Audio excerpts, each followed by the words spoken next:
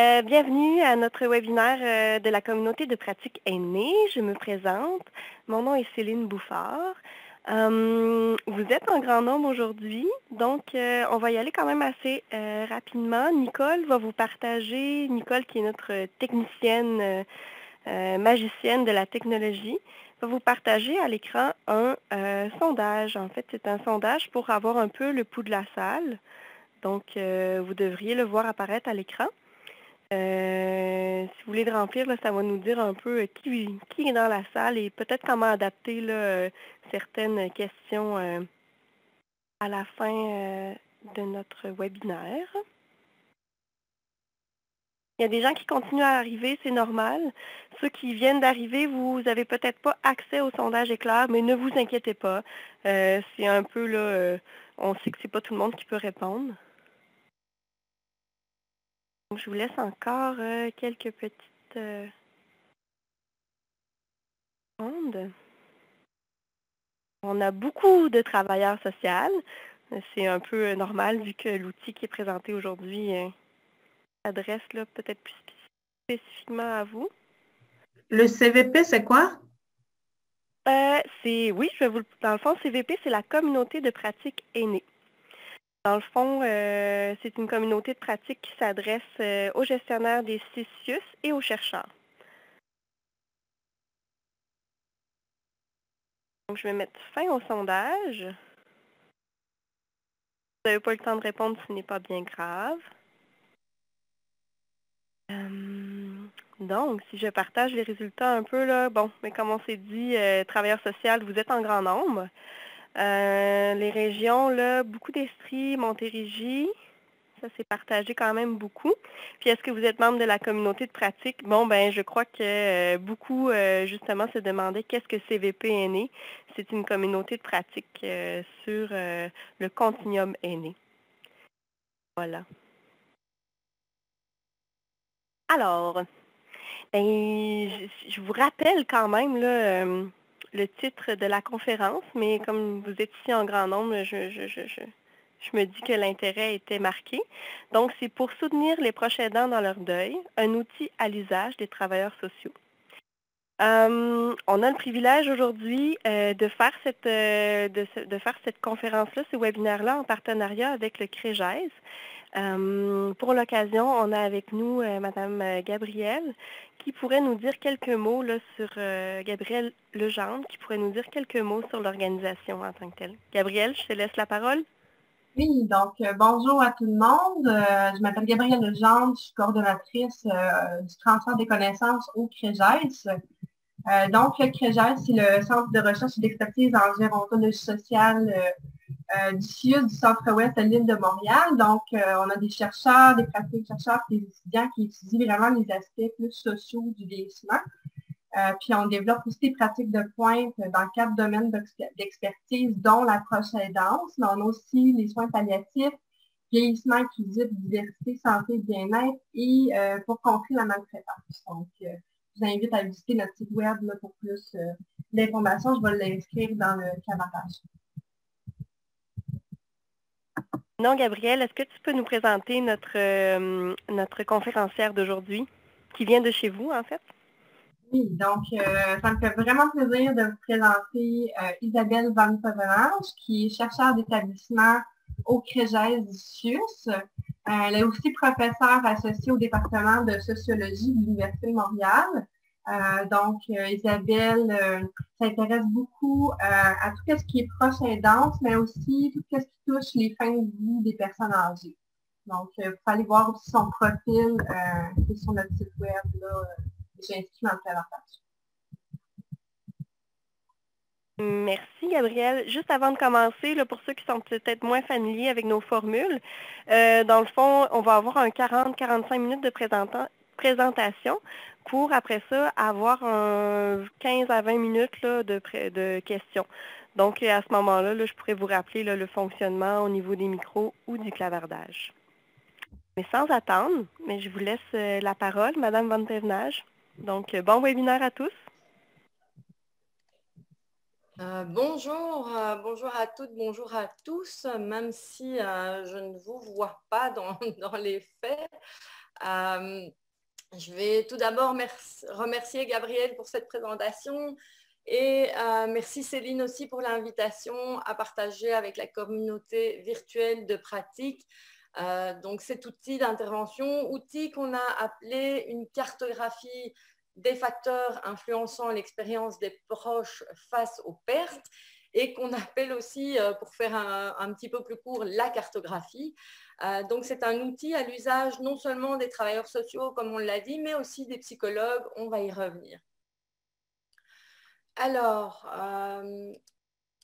avant de me lancer dans la présentation à proprement parler, c'est important de souligner que cet outil est le résultat d'un travail d'équipe qui a débuté il y a plusieurs années.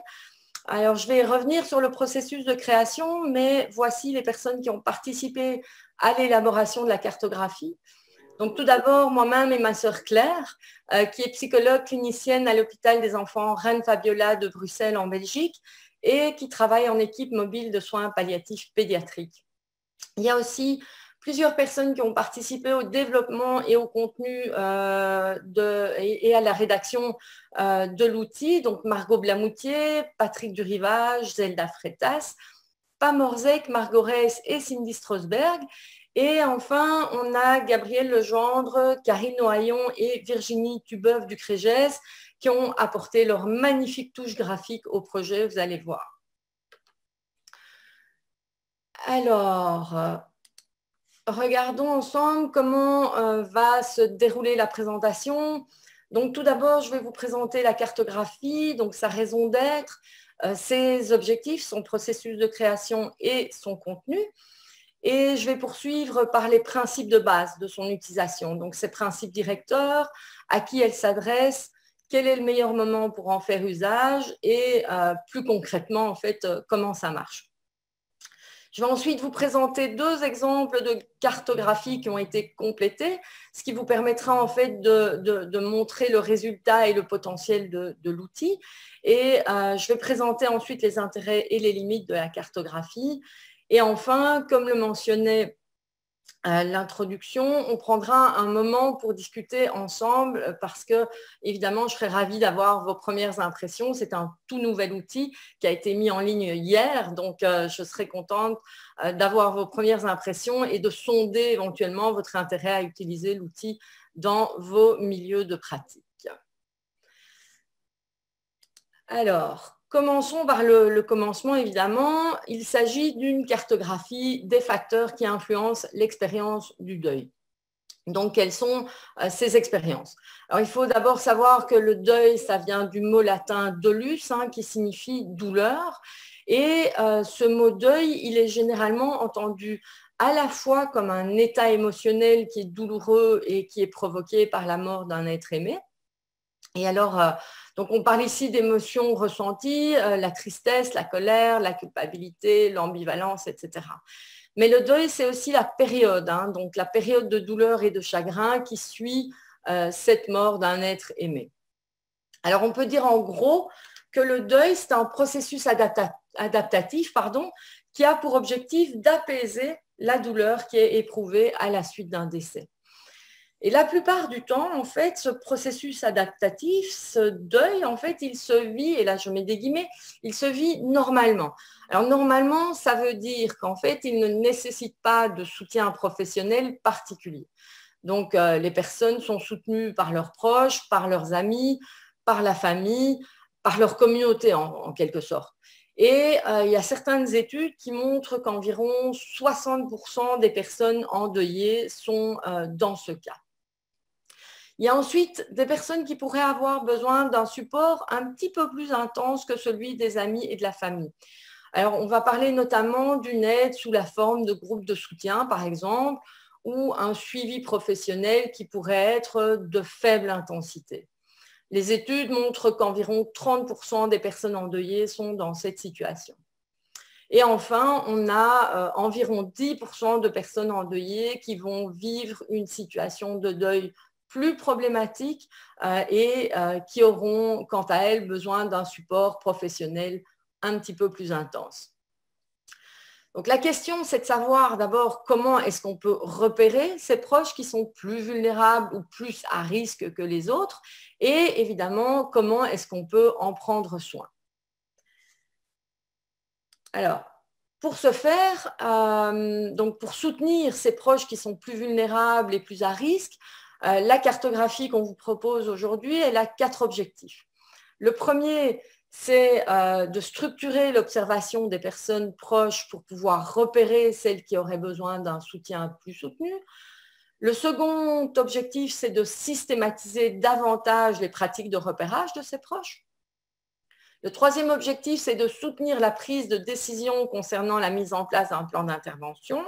Et enfin, le quatrième objectif, en fait, c'est de porter une attention aux ressources de la personne proche sur lesquelles il est possible de s'appuyer pour intervenir. Alors, on va souligner ici, en fait, que ces objectifs sont d'autant plus pertinents en contexte de pandémie pour 2 raisons principales. D'abord, parce que la mort par Covid, c'est une mort qui est difficile.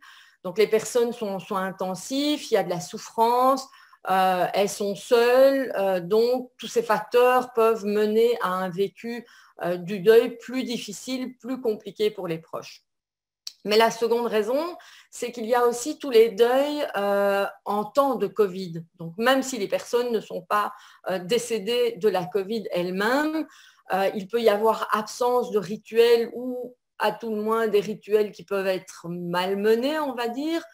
Il y a des difficultés de voir les proches quand on est en confinement. Des proches qui, on l'a dit, peuvent être assez soutenants.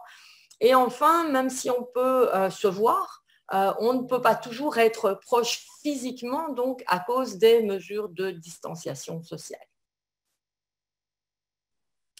Alors rapidement, quelques mots sur le processus de création de l'outil. La version initiale de la cartographie, en fait, elle a vu le jour dans le cadre d'un mémoire de DIU, donc un diplôme interuniversitaire en soins palliatifs pédiatriques qu'a obtenu donc ma sœur Claire. Et il y a d'abord eu une revue de littérature sur les facteurs de deuil qui influencent l'expérience des parents d'enfants gravement malades. Et de cette revue de littérature et d'entretien avec les parents, donc de cette revue de littérature et des entretiens, est née la première version de la cartographie. Ensuite, notamment parce qu'on travaille sur des sujets qui sont similaires, on travaille toutes les deux sur les soins palliatifs et la fin de vie, mais on ne travaille pas sur le même type de population. On a regardé ensemble comment on pouvait adapter cette cartographie pour un public d'adultes. On a donc recommencé une revue de littérature qu'on a complétée par plusieurs rencontres avec des cliniciens et des chercheurs. Et il y a une nouvelle version de la cartographie qui est issue de ce processus. On en a fait des évaluations préliminaires auprès de plusieurs intervenants et pour 2 raisons en fait. D'une part, on voulait s'assurer de l'acceptabilité de l'outil auprès des travailleurs sociaux avant d'envisager un déploiement plus large.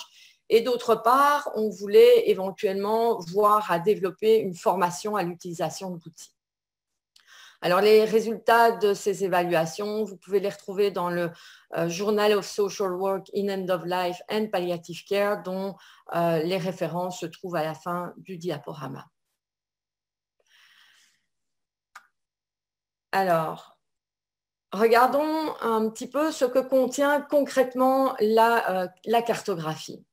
Alors, comme vous allez le voir à la diapo suivante, on a regroupé les différents facteurs qui influencent le deuil en 8 dimensions de la vie des personnes proches, auxquelles se rajoutent, on va y revenir, les facteurs de deuil compliqués. Mais donc, ces dimensions sont ici. On a le proche, la personne malade, les circonstances du décès, la relation à la personne malade, la famille du proche, le réseau social du proche, la situation professionnelle et financière et le système soignant. Système soignant qui est une dimension qui est d'ailleurs souvent oubliée dans l'évaluation de la situation. On va y revenir un petit peu plus tard. Donc, au total, on a 71 facteurs pour ces 8 dimensions.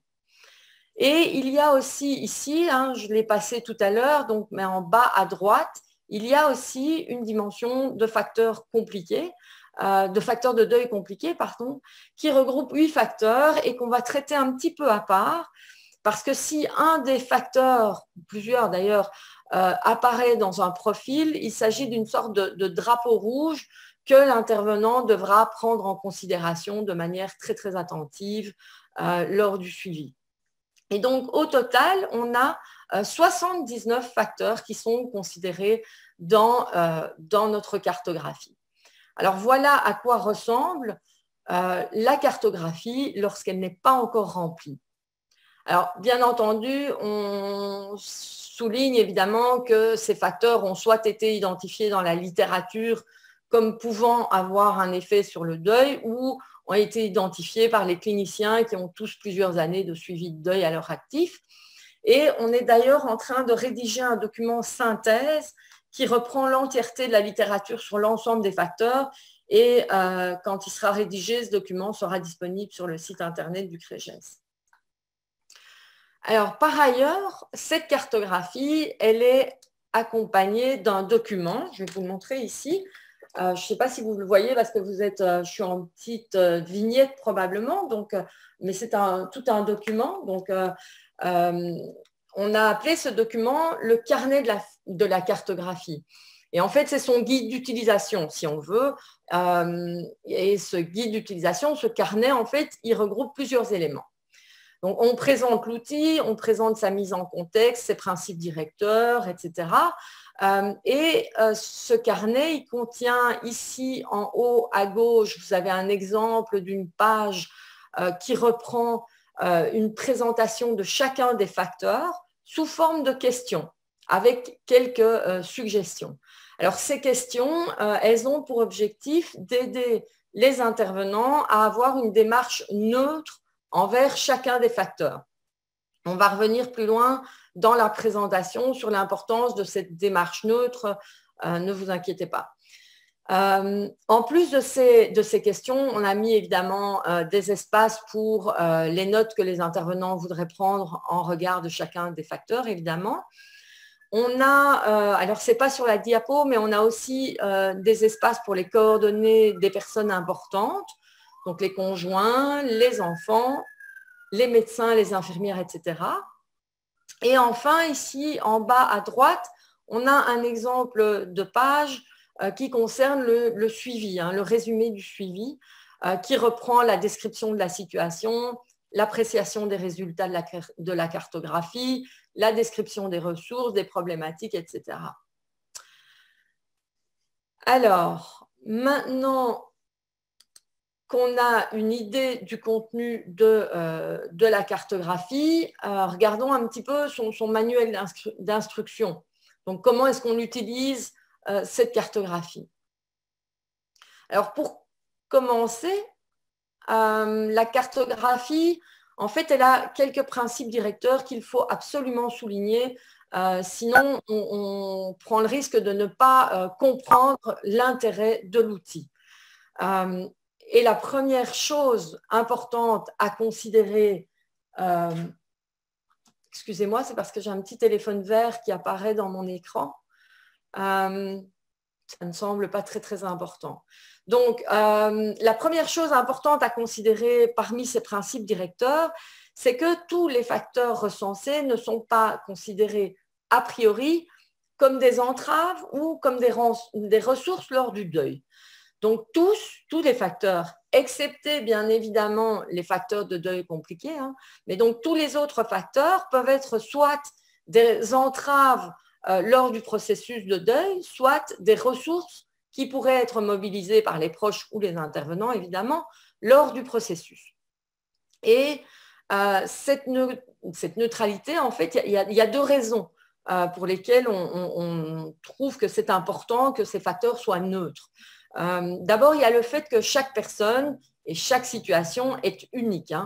Donc, un facteur peut, pour une personne, être une ressource, alors que pour une autre, il s'agit d'une entrave.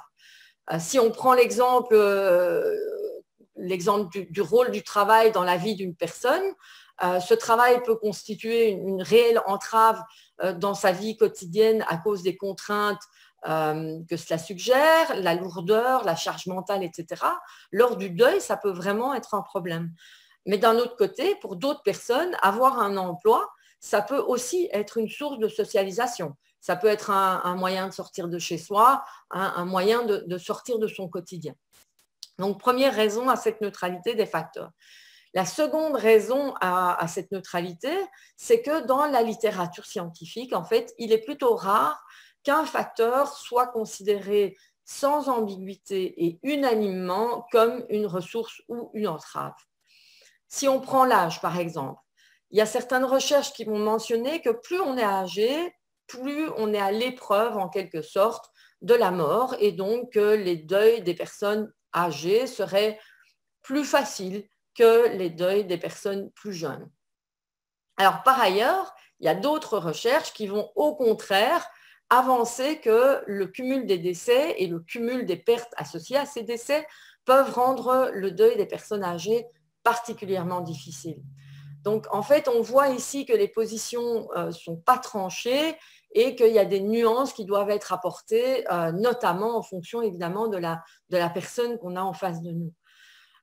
Et c'est pour cette raison, évidemment, que les facteurs peuvent constituer des ressources ou des entraves pour les proches. Et donc, c'est assez important de souligner que c'est le jugement du professionnel qui va permettre de déterminer si un facteur constitue une ressource ou une entrave. Excepté, je le rappelle encore une fois, pour les facteurs de deuil compliqués. Donc, ça, c'est tout à fait différent. Alors, le troisième principe directeur, c'est que si l'intervenant n'est pas en mesure de se prononcer sur un facteur, donc s'il n'est pas capable de déterminer avec la connaissance qu'il a de la personne si un facteur est plutôt une ressource ou plutôt une entrave, eh bien, ce n'est pas grave. Il n'y a pas d'obligation de se prononcer sur tous les facteurs. On peut les laisser intacts au besoin. On va y revenir. Un quatrième principe directeur concerne le poids des facteurs, donc leur importance dans l'expérience du deuil. Il faut savoir en fait qu'on a choisi délibérément de ne pas octroyer de score aux facteurs. Donc, il n'y a pas de pondération, il n'y a pas de poids pour certains facteurs qui seraient plus grands que pour d'autres facteurs. D'où, encore une fois, l'importance du jugement clinique des intervenants pour identifier les besoins qui seraient à prioriser en prenant notamment en considération les services qui sont disponibles. Et enfin, le dernier élément important à considérer pour interpréter les résultats, c'est qu'il ne s'agit pas non plus de simplement additionner les facteurs qui seraient des facteurs ressources et les facteurs qui seraient des facteurs entraves pour voir lesquels sont les plus nombreux. Donc, par exemple, on peut avoir beaucoup de facteurs ressources et peu de facteurs entraves, mais les entraves peuvent être suffisamment importantes aux yeux du professionnel pour qu'il considère la mise en place d'un suivi professionnel, par exemple. Donc, ce n'est pas du tout une simple addition. Et j'insiste encore une fois sur le fait que c'est le jugement clinique qui est essentiel dans l'interprétation des résultats et la prise de décision par l'intervenant. Alors, à qui s'adresse la cartographie? Alors, cette question a beaucoup mobilisé l'équipe. Donc, en ce qui concerne l'utilisateur de l'outil, on a fini par privilégier une approche disciplinaire. Donc, on a choisi de n'adresser l'outil qu'à des psychologues de formation et les travailleurs sociaux et techniciens en travail social. Alors, pourquoi? Eh bien, tout simplement parce qu'on pense que les personnes qui remplissent en quelque sorte cette cartographie doivent être en mesure de bien comprendre les différentes situations et doivent aussi être capables soit d'offrir elles-mêmes le suivi psychosocial, soit de diriger la personne vers des ressources appropriées. Alors, et bien entendu, il n'y a rien qui empêche, au contraire, de prendre l'avis des collègues ou même de remplir la cartographie en équipe. C'est tout à fait jouable. Mais la personne qui dirige en quelque sorte l'utilisation de l'outil devrait être un psychologue, un travailleur social ou encore un technicien en travail social. Alors, en ce qui concerne les proches qui sont concernés maintenant par l'outil, il y a deux publics pour lesquels on n'est pas certain que la cartographie soit adaptée. Alors d'abord, il faut savoir que l'outil a été créé pour des proches adultes qui s'occupent d'une personne adulte, peu importe le lien qui les unit. Ça peut être un lien filial, conjugal, amical, etc. Ça peut par exemple être une fille qui s'occupe de sa mère, mais ça peut aussi être une conjointe qui s'occupe de son conjoint, par exemple. Par contre, on pense que le contexte pédiatrique d'une fin de vie est particulier et aussi que la fin de vie en contexte migratoire est particulière. Donc, il y a des enjeux, par exemple, d'ordre spatial pour les familles immigrantes qui ne sont pas repris dans la cartographie. Donc, si l'outil est tout de même utilisé dans ces contextes, ce n'est pas impossible, mais les intervenants devraient être particulièrement attentifs à ne pas se limiter aux facteurs qui sont repris dans l'outil et éventuellement ajouter ceux qui sont particuliers à leur situation. Alors, quand utiliser la cartographie? En fait, le principe, il est assez simple ici, c'est le plus tôt possible dans le suivi de la personne malade, entre guillemets. Donc, ce qui permet, bien entendu, d'avoir un portrait de la personne proche le plus complet et le plus juste possible au moment du deuil. Mais il y a une autre considération vraiment importante qui concerne le moment le plus propice, c'est qu'il faut vraiment éviter de la remplir juste après le décès. Alors, pourquoi éviter cette période? Eh bien, parce qu'on sait que dans bien des cas, lors de la période juste après le décès, une période qui peut s'étaler de quelques jours à quelques semaines, hein, mais lors de cette période, en général, les personnes sont assez bien entourées. Hein. On va prendre soin d'elles, elles vont être bien supportées par leur communauté. Mais c'est après une certaine période. Donc, quelques temps après le décès, le soutien a souvent tendance à diminuer et c'est là que se profile le retour à la normale en quelque sorte. C'est là aussi que pour certains proches, évidemment, ça peut être plus difficile de reprendre le cours de la vie. Alors maintenant, regardons un petit peu comment est-ce qu'on utilise la cartographie. En fait, on a opté pour deux options d'utilisation. La première option qu'on va regarder ensemble, c'est l'option idéale de la cartographie, mais comme on va le voir, on a aussi choisi de proposer une utilisation alternative en quelque sorte si vous manquez de temps pour mettre en œuvre l'option 1. Alors, en ce qui concerne l'option idéale d'utilisation, le principe est le suivant. Hein, on va regarder ensemble des cartographies remplies après. Mais donc, vous utilisez un code de couleur, hein, des surligneurs, et un code de couleur pour souligner les différents facteurs. Hein. Donc, par exemple, vous prenez du vert pour les facteurs ressources et du orange, par exemple, parce qu'il n'y a pas de surligneur rouge, je pense. Donc, prenez du orange pour surligner les entraves. Je rappelle ici, évidemment, que si vous n'êtes pas capable de vous prononcer sur un facteur, vous pouvez le laisser intact, il n'y a pas de problème. Et en surlignant les facteurs, vous allez colorer la cartographie de manière progressive selon l'évolution de la connaissance du proche et de sa situation. Hein. Et donc, une fois la cartographie remplie, le portrait de la situation devrait vous permettre de répondre aux questions suivantes. La première, c'est d'abord, est-ce que la cartographie est davantage orientée vers des facteurs ressources ou au contraire vers des facteurs entraves? Et ensuite, est-ce que d'après votre jugement clinique sur la situation, le proche il nécessite un suivi plus soutenu? Et dans ce cas-là, en fait, s'il nécessite ce suivi plus soutenu, deux questions. D'abord, quelles seraient les ressources qui pourraient être mobilisées pour le soutenir, ce proche? Et en fait, vous les avez surlignées en vert et donc vous êtes en mesure de les identifier rapidement. Et puis, la seconde question, évidemment, c'est d'autres professionnels ou d'autres services devraient-ils être suggérés à cette personne?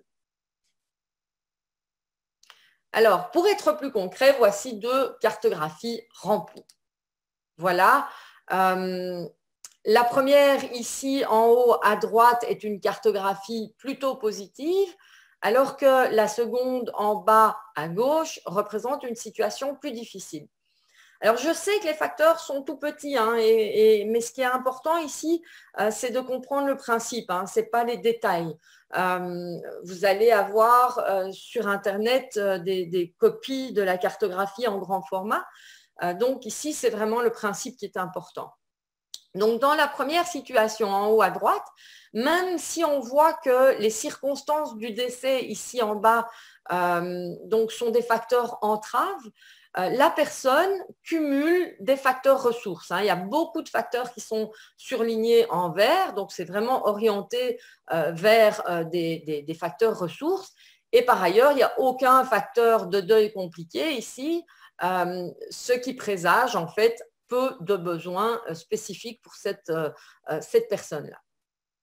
Dans la seconde situation, alors on voit que même si les caractéristiques du proche ici sont plutôt positives et que la relation à la personne malade sont des facteurs ressources, on voit aussi que la famille du proche et le réseau social du proche présente un cumul là, de facteurs entraves, donc c'est assez rouge. Donc cette personne, en fait, on voit qu'elle présente un risque d'isolement social important à la suite du décès, qui est un facteur, d'ailleurs, vous ne pouvez peut-être pas le voir, mais c'est un facteur qui est surligné dans la section des facteurs de deuil compliqués. Et donc, on peut penser qu'un soutien spécifique devrait éventuellement être envisagé pour cette personne. Et la beauté, en fait, en quelque sorte, de l'outil pour cette situation qui est plutôt difficile, en fait, la beauté de l'outil, c'est qu'on voit assez rapidement qu'on peut s'appuyer justement sur les caractéristiques individuelles de la personne. Donc, on reprend ce qui va bien. Elle semble avoir notamment de bonnes capacités de verbalisation, cette personne-là. Et donc, on peut éventuellement envisager de l'orienter vers, par exemple, un groupe de soutien, ce qui aurait en plus comme avantage de limiter son isolement social, qui est un facteur de risque, et d'ouvrir en quelque sorte son réseau. Alors, comme on l'a mentionné, cette première option, c'est l'utilisation idéale de la cartographie. Mais on sait évidemment qu'il peut y avoir des manques de temps, des manques de ressources, des manques de personnel, etc. Et que ça peut être parfois difficile de consacrer du temps aux proches puisqu'on est orienté vers l'usager lui-même. Et donc, on a pris le parti de suggérer une seconde option d'utilisation de la cartographie. Et en fait, cette option, elle consiste à se servir de l'outil comme d'une sorte d'aide-mémoire, en fait, que vous pourriez consulter pour vous assurer lors des interventions en fait, que vous avez pris en considération l'ensemble des facteurs qui peuvent influencer l'expérience du deuil des proches. Vous pouvez par exemple imprimer la cartographie et l'afficher dans votre bureau, par exemple, ou encore vous pouvez en faire un agrandissement et l'afficher dans la salle de rencontre de l'équipe. Donc ça vous permet de l'avoir sous les yeux au besoin. Évidemment, encore une fois, je le répète, ce n'est pas l'utilisation idéale, mais voilà, on sait que les situations idéales manquent cruellement en ces temps difficiles. Alors, pour finir la présentation, avant de vous passer la parole, je vais passer un petit peu en revue avec vous les intérêts et les limites de l'outil, parce qu'évidemment, il y a des limites. Donc, du côté des intérêts, le premier, c'est que chaque facteur peut constituer une ressource ou une entrave selon la situation. Encore une fois, excepté pour les facteurs de deuil compliqués. Donc, eux, c'est à considérer comme vraiment des drapeaux rouges. Donc, l'outil, il présente une souplesse. Il est capable de s'adapter aux différentes situations. Donc, premier élément, premier intérêt de la cartographie. Le second intérêt, c'est qu'en proposant l'identification des ressources des personnes, en fait, la cartographie, elle soutient les intervenants dans la recherche des solutions qu'ils peuvent proposer aux personnes qui seraient plus à risque, donc plus vulnérables. En soumettant l'entièreté des facteurs au regard de l'intervenant, en fait, on les oblige à porter un regard non seulement sur les problèmes rencontrés, mais aussi sur ce qui fonctionne bien pour les personnes. Et on sait évidemment qu'il y a presque toujours quelque chose qui fonctionne bien. On est donc là en mesure d'identifier rapidement les orientations que peuvent donner les intervenants pour un éventuel suivi.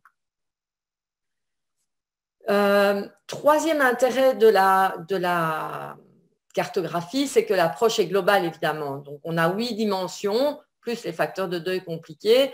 Donc, ce sont l'ensemble des facteurs qui peuvent influencer le deuil qui sont considérés.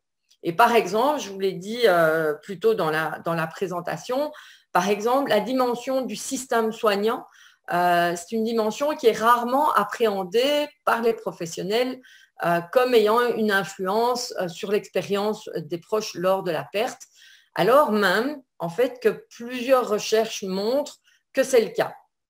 Que, par exemple, s'il y a une bonne communication avec le système soignant, si les proches sont satisfaits des services et des soins offerts à la personne malade, s'il y a des discussions autour des directives médicales anticipées, etc., eh bien, le deuil a moins de risques d'être vécu plus difficilement par les proches.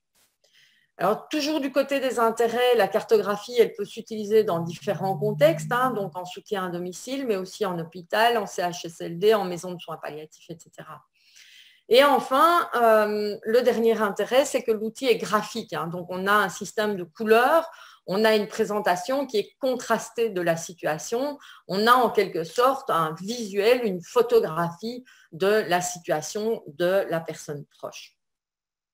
Du côté des limites, en fait, on a le pendant de l'intérêt du visuel graphique, c'est qu'il ne s'agit justement que d'une photographie. Donc, on a la dimension temporelle, en fait, la dimension évolutive, elle est totalement absente de l'outil, ce qui veut dire que si la situation évolue de manière importante, ça se peut que la cartographie ne corresponde plus à la réalité vécue par la personne proche. Alors, il faudrait alors compléter une autre cartographie au besoin. Ensuite, on peut se demander qui est la personne proche. Alors, on sait que la plupart du temps, en fait, il y a plusieurs proches qui vont être endeuillés et on peut se demander avec lequel on utilise l'outil. Ceci dit, rien n'empêche évidemment de remplir plusieurs cartographies avec plusieurs proches. Mais bon. Et enfin, reste à savoir qui dans l'équipe est le plus outillé, le mieux outillé quelque part pour remplir la cartographie. Alors ici, je ne me tire pas dans le pied. Donc si vous vous souvenez bien, on a décidé que c'était les psys et les travailleurs sociaux et techniciens en travail social qui sont les mieux outillés à notre avis pour utiliser la cartographie, notamment parce qu'ils sont mieux à même de soutenir et d'orienter les proches. Mais on sait aussi que quand il y a une fin de vie qui approche, il y a d'autres professionnels de la santé qui sont davantage impliqués dans le suivi et qui sont peut-être mieux à même d'évaluer la situation du proche. Donc ici, en fait, on souligne surtout l'importance dans ce contexte d'avoir dans les équipes non seulement une excellente communication, mais aussi un travail en concertation. Donc, vraiment important. Alors, ceci met fin à la présentation de l'outil et je voudrais évidemment maintenant vous laisser la parole pour avoir vos réactions, évidemment, que ce soit en tant que gestionnaire, que ce soit en tant que profession intéressée par l'outil, en tant qu'intervenant, etc. Ça me ferait vraiment plaisir d'avoir votre retour.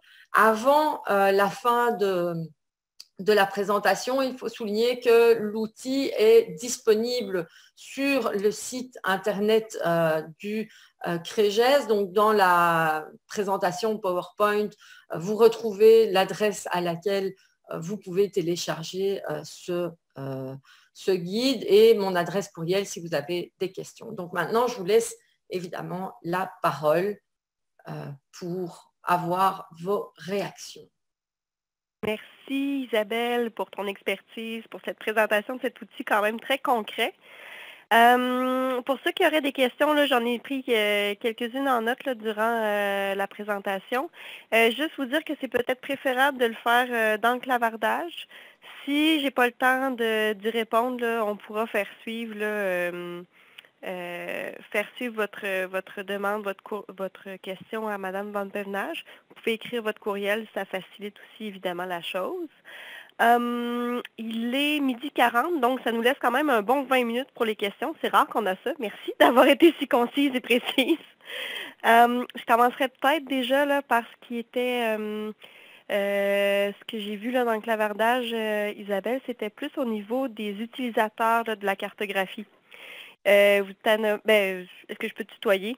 Oui, tout à fait. Oui, tu as nommé là, dans le fond, que c'était plus par rapport aux TS et aux psychologues. Il y a certains là, qui demandaient là, les intervenants tels les ARH, les psychoéducateurs, les intervenants de milieu. Donc, ces personnes-là, est-ce que c'est pertinent pour eux aussi d'utiliser cette cartographie-là? Est-ce que c'est permis ou vous êtes vraiment là, sur ces deux professionnels-là? Ah oui, alors est-ce que c'est permis? Oui, on n'a pas un gendarme derrière chacune des cartographies. Alors oui, évidemment, je pense qu'en fait, puis je le disais pendant la présentation, cette question a beaucoup fait jaser dans l'équipe.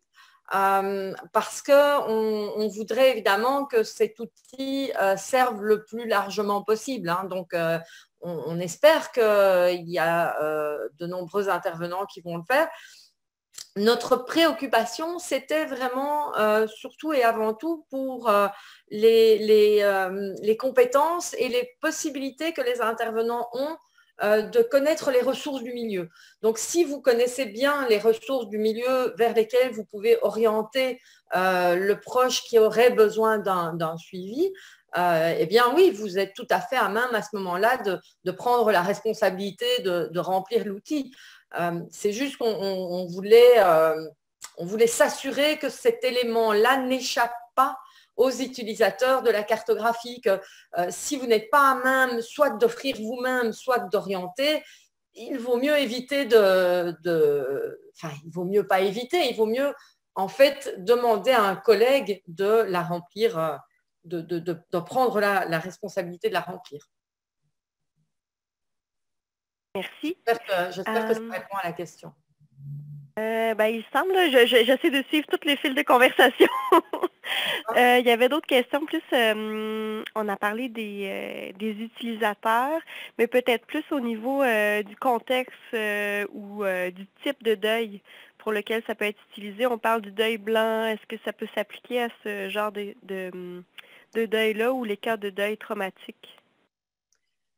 Le second, en fait, on va revenir sur les facteurs de deuil compliqués que je vais peut-être mettre à l'écran ici.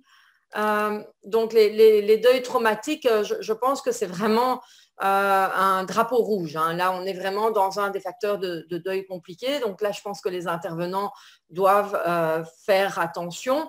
Maintenant, c'est tout à fait possible d'utiliser la cartographie parce que, et c'est là son intérêt, que ce soit un deuil blanc ou que ce soit un deuil traumatique, l'intérêt de l'outil, c'est vraiment de voir sur quelles ressources on peut s'appuyer pour orienter la personne ou pour la soutenir. Donc, sur quelle dimension de son existence on peut s'appuyer pour la soutenir. Donc, par exemple, même en cas de deuil blanc, si on voit que le réseau social du proche est une dimension de la vie de l'individu qui est plutôt difficile, qui constitue plutôt des entraves, par exemple parce que il y a peu de disponibilité, parce que les rituels peuvent être, par exemple, des rituels qui sont culpabilisants, etc., eh bien, ce ne serait pas vraiment une bonne idée de la soutenir en lui proposant d'aller se reposer sur son réseau social. Par contre, effectivement, on peut constater que, comme je l'ai dit tout à l'heure, si elle a des bonnes capacités de verbalisation, etc., on peut éventuellement l'orienter vers un groupe de soutien. Donc, pour répondre à la question des types de deuil, il n'y a pas de limite pour l'utilisation de la cartographie, à mon avis. Donc, le deuil en temps de COVID, là, où est-ce que je pense à un guide qui a été fait là, par rapport au rituel de deuil là, sur le Grand Montréal. Là. Donc, est-ce que cet outil-là pourrait s'appliquer dans un contexte de deuil de pandémie? Là? Alors, je ne sais pas si vous parlez de l'outil sur les rituels de deuil collectif. Oui. Alors, c'est une question à laquelle je peux vraiment bien répondre puisque j'ai participé à sa rédaction. En fait, il ne s'agit pas du tout de la même chose, hein. Donc, les rituels de deuil collectif, c'est un outil en fait qui a été réalisé dans l'objectif de soutenir des communautés pour l'organisation de rituels pour soutenir les personnes endeuillées. Donc, c'est pas du tout le même contexte, je dirais. Ce sont deux Ah outils. non, mais je voulais pas vous dire, je voulais pas te dire de la même applicabilité, mais est-ce que l'outil que vous présentez peut être utilisé aussi dans un contexte de deuil par COVID, qui est quand même un deuil traumatique, en fait? Oui, il n'y a pas de contre-indication. En fait, vous risquez d'avoir beaucoup plus d'entraves, évidemment, dans les circonstances du décès, puisque le décès n'aura pas été anticipé, aura été probablement mal annoncé, ne se sera pas déroulé là où on aurait voulu, etc. Donc, il y aura du côté des circonstances du décès quelque chose de vraiment difficile. Mais effectivement, la cartographie vous permettra ici encore, peu importe Covid, pas Covid, d'identifier les ressources de la personne malade. Évidemment, il y aura aussi un problème au niveau du système soignant, probablement, puisque en temps de Covid, les communications, la disponibilité des soignants, la cohérence entre les soignants. Encore une fois, je vais me permettre de partager l'écran parce que je trouve que c'est important que les gens puissent vraiment bien identifier ce qu'on a mis dans le système soignant, évidemment. Donc, du côté de cette dimension-là de la vie des individus, il va y avoir, en temps de Covid, probablement plus d'entraves pour le deuil que de ressources. Mais là, on espère en fait qu'il va y avoir des facteurs ressources du côté de la dimension du proche lui-même, de sa famille, de la situation professionnelle et financière, par exemple. Voilà. Merci. J'ai une question au niveau de la dimension de l'état de santé globale du proche, donc tout ce qui est physique, mental et cognitif. Et la personne se demande si ça devrait être pris en compte dans l'expérience du deuil. Ah oui, tout à fait. Tout à fait. Ça fait vraiment partie, encore une fois, si je partage ici la cartographie elle-même. Donc, on a vraiment ici la santé mentale, la santé physique du proche qui sont considérées, hein. C'est sûr que si vous êtes en fragilité du côté de votre santé mentale ou de votre santé physique, ça va constituer une entrave à votre vécu de deuil et il faudra y être particulièrement attentif, c'est sûr.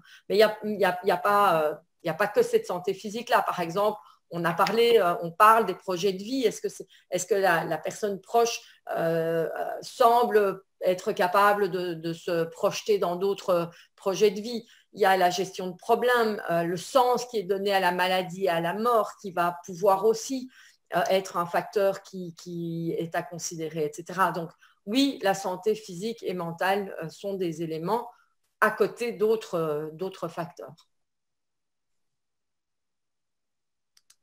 Merci. Il y avait une autre question. Considérant qu'une limite de l'outil est la dimension temporelle, serait-il possible que l'outil soit dynamique, numérique, réutilisable, ou s'il est seulement genre imprimable là, avec le crayon, là?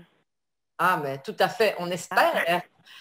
C'est vraiment un souhait qu'on a qu'il soit disponible sur Internet en formule interactive, c'est sûr. Maintenant, ça prend des moyens financiers dont on ne dispose pas. Peut-être que si on voit qu'il y a un engouement de la communauté et peut-être même des autorités envers l'outil, peut-être que ça permettra de débloquer des fonds. Mais en tout cas, il a un potentiel, cet outil-là, à être utilisé de manière technologique en tout cas. Donc oui, on espère. Merci. Une autre question Madame Brousseau, est-ce que l'outil est approuvé par les CIUS? Non, pas du tout. c'est tout à fait clair. Non, il ne fait pas partie. Donc, il est actuellement, il est issu d'une équipe de recherche. Donc, il est scientifiquement fondé, si on veut, mais il n'a pas été évalué à large échelle et il n'est pas approuvé par les CICIF. Autre question, toujours peut-être sur le type de deuil. Est-ce que cela pourrait se transposer sur les deuils vécus en lien avec la perte d'autonomie d'une personne? Donc, les différents deuils de la vie, là. C'est une bonne question. On n'a pas pensé à ces deuils, pardon, à ces deuils entre guillemets instrumentaux, ou en tout cas. Est-ce que l'outil à ce moment-là s'appliquerait à la personne elle-même malade? Oui, ça pourrait. En fait, il faudrait y réfléchir. Le fait est que quand on construit un outil comme celui-là, il faut faire attention à ne pas le transformer en espèce d'outil mammouth qui serait capable de répondre à l'entièreté ou peut-être pas à l'entièreté, mais à de nombreux besoins. Donc là, je préfère ne pas me prononcer en me disant qu'on n'a pas étudié, on n'a pas fabriqué, on n'a pas réalisé cet outil dans ce cadre-là. Donc, voilà. Autre question, je me demande si dans les facteurs qui peuvent influencer le processus de deuil d'une personne, est-ce que la notion charge à régler au décès de la personne est à considérer dans la cartographie? Car quand plusieurs aspects ne sont pas éclairés, bon, le testament, les effets personnels, cela peut être exigeant pour la personne en deuil de voir qu'il y a tout ça à faire finalement. Oui, tout à fait. Alors ça, c'est vraiment intéressant parce que c'est une question dont on discute beaucoup au centre de recherche. Alors, je pense que même si ça peut sembler noyé parmi les facteurs, on a ici, par exemple, un facteur qui s'appelle gestion de problème. Donc, capacité de faire face au stress, capacité de demander de l'aide. Donc, nous, on a identifié ces facteurs-là. On n'a pas pris la situation concrète de la lourdeur des démarches administratives, qui est très, très claire. Mais effectivement, on a des facteurs qui sont en lien avec ça. Par ailleurs, je pense que on devrait mettre à disposition des proches des ressources par rapport à ces démarches-là.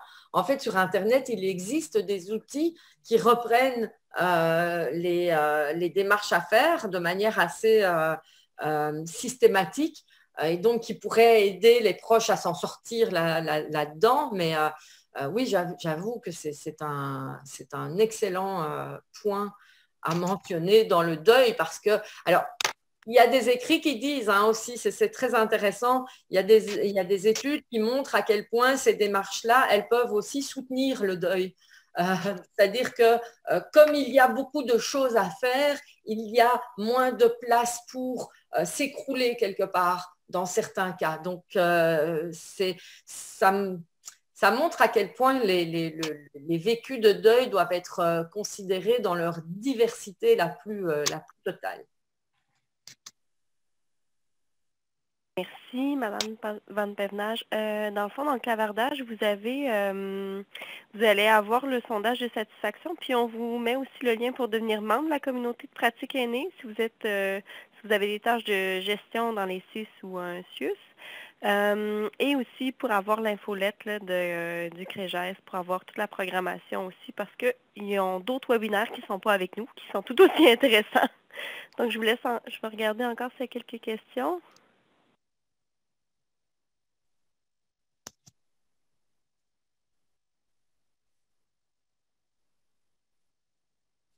Là, je vois pas d'autres questions quand même. Bravo, Madame Van Pevenage. Je crois que c'est le webinaire qu'on a eu le plus de monde. On s'est quand même rendu à 370. Donc, merci énormément. Pour ceux qui ont encore des questions, vous pouvez rester, vous pouvez continuer là, à nous écrire. On va être là jusqu'à 13h. Donc, merci encore. Prenez le temps, s'il vous plaît, de remplir le sondage d'appréciation. Ça nous permet là, de modifier notre formule, d'adapter. Donc, merci encore. Puis, vous pouvez aussi aller voir directement l'outil de Madame Bonne-Pévenage sur le site que je vous envoie à l'instant. Gabriel, si tu veux envoyer là, la petite phrase qu'on a envoyée à tout le monde. Envoyez-la. Voilà. Donc, on reste à l'écoute. Merci encore. Bien, merci à vous pour l'invitation. Sincèrement, on espère qu'il y aura beaucoup d'intérêt. Oui. Dans le fond, vous avez dit qu'elle allait avoir une version anglophone, hein? Oui. Alors, on est en train de la traduire, la version. Il faudra encore la mettre en page ensuite. On prévoit en tout cas un lancement officiel de l'outil dans les prochaines semaines. Hein. Donc, c'est avant la fin de l'année. Ça, c'est sûr. Donc, le plus rapidement possible. Mais oui, on veut une version anglophone assez rapidement. Donc, tous les critères, l'outil va être complètement accessible en anglais. On va pouvoir se faire. Voilà. Je n'ai pas entendu, donc vous avez dit que le webinaire allait être disponible. Habituellement, c'est dans les plus ou moins 7 jours. On va pouvoir le mettre disponible sur le site de la communauté de pratique. On va aussi l'envoyer au CREJAS pour que vous puissiez le mettre sur votre chaîne YouTube, oui, Gabriel. Ça va être sur notre chaîne YouTube aussi, médias sociaux, site web. Donc, si vous êtes abonné à notre site web où vous pouvez aller aimer notre page Facebook, vous allez recevoir tout les nouvelles. Donc, ça va être diffusé le plus largement possible. Est-ce que, Gabriel, il va y avoir un lancement prochainement plus officiel? Est-ce que... Oui, c'est ça, on va faire un lancement officiel, on va avoir les 2 versions. Là, on va avoir une infolette spéciale, courriel envoyé à tous nos contacts privilégiés, médias sociaux, site web, ça va être... on attendait d'avoir les 2 versions dans le fond pour pouvoir le lancer plus officiellement, mais aujourd'hui, vous avez en primeur là, un accès privilégié à l'outil en français. Oui. Isabelle, tu avais une question. Oui, allez-y. Est-ce que c'est ça? Vous avez dit que vous allez nous envoyer l'outil, hein? Il est disponible. En fait, on ne va pas vous l'envoyer, mais vous pouvez le télécharger sur le site web du Centre de recherche et d'expertise en gérontologie sociale. J'ai mis le lien ici que je peux... Je l'ai mis dans le chat. Dans le chat. OK, je vais aller chercher le lien dans le chat. Merci. Bienvenue. Donc, pour ceux aussi qui le cherchaient là, dans le clavardage, là, Gabriel vient de mettre le lien. Donc, vous pouvez l'avoir version web. Sinon, Isabelle, tu tenais dans tes mains une copie, le papier. Tous ceux qui étaient inscrits via la plateforme du CREJAS, puis qui avaient demandé une attestation de participation. Donc, on va avoir la liste bientôt de tous les participants. On va pouvoir envoyer les attestations là, à ceux-là qui étaient inscrits via la plateforme du CREJAS. Oui, d'ailleurs, c'était... Dans ce courriel-là, on envoie aussi l'enregistrement webinaire, puis l'outil. Donc, vous allez recevoir... Fait qu'on va recevoir la participation. Si vous étiez inscrit via la plateforme du CREJAS, puis vous en aviez fait la demande, oui. Parce qu'il y en a peut-être qui se sont connectés au webinaire là, parce qu'ils ont eu le lien de quelqu'un. Oui, c'est ça, moi, c'est ça. Ouais. Sinon, vous pouvez m'écrire un courriel là, pour nous en demander une attestation, mais normalement, tous ceux-là qui ont fait une demande via la plateforme là, sur SurveyMonkey d'inscription du CREJAS vont pouvoir en recevoir une là, dans la prochaine semaine peut-être. OK, mais est-ce que, Gabriel, est-ce que je peux avoir ton courriel comme ça? Je vais écrire dans le chat. OK, merci. Donc, pour ceux là, qui voulaient une attestation là, de participation pour ce webinaire-là, Gabriel est en train d'écrire son courriel dans le chat. Donc, vous pouvez là, la contacter si vous n'étiez pas inscrite là, via le site du CREJAS. Une attestation générale sans nom, parce que sinon, on aurait 360 à faire avec des noms différents, mais au moins, ça vous rappelle là, le titre de la conférence avec la date, tout ça, si jamais après ça, vous voulez faire vos demandes là, pour les accréditations. Et pour le sondage, parce que c'est c'est important. Nicole, est-ce que tu peux le remettre? Oui, aucun problème. Oui. Alors, ben, merci à vous. Il est 13 heures pile. Je vous laisse aller, mesdames, et encore une fois, merci. Beau travail. C'était quelque chose d'attendu, puis je pense qu'au nombre de personnes qu'on a eues, ça répondait à un besoin. Merci, Merci Nadège. beaucoup. Merci encore une Merci, fois. Sylviane. Bonne journée. Merci à tout le Bye. monde. Au revoir.